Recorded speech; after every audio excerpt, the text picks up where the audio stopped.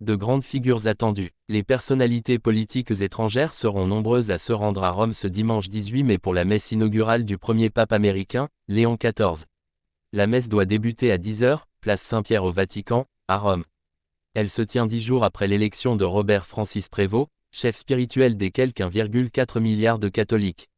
Représentant la France, le chef du gouvernement François Bayrou, de confession catholique, sera présent pour cet événement. Il ne doit rester que quelques heures sur place. Il n'est en revanche pas prévu qu'Emmanuel Macron assiste à cette messe inaugurale.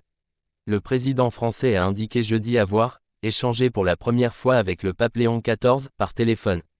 Il a dit l'avoir félicité une nouvelle fois pour son élection et avoir abordé les efforts à mener pour faire taire les armes partout où les conflits sévissent dans le monde, en particulier pour une paix solide et durable en Ukraine et à Gaza.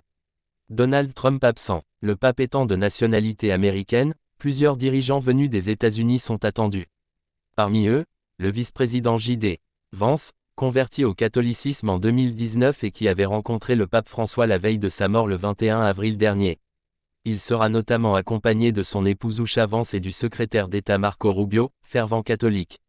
Le président Donald Trump et la première dame Melania Trump ne font en revanche pas partie de la liste des dirigeants annoncés.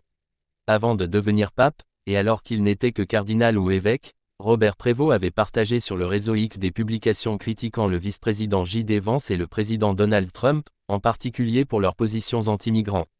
Zelensky, von der Leyen invité.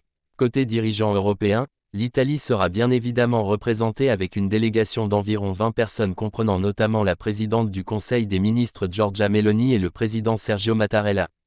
Volodymyr Zelensky sera également présent. Le président ukrainien avait indiqué mardi qu'il rencontrerait, probablement dimanche, le nouveau pape, avant que sa présence ne soit confirmée samedi par le Vatican.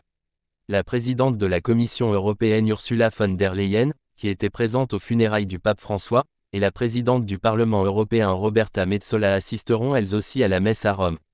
Différents dirigeants du monde entier se joindront à l'ensemble, dont le chancelier allemand Friedrich Merz, le Premier ministre australien Anthony Albanese ou encore le Premier ministre canadien Mark Carney. Plusieurs souverains feront le déplacement.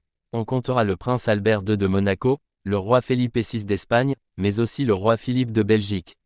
Enfin, des organisations internationales ont également été conviées.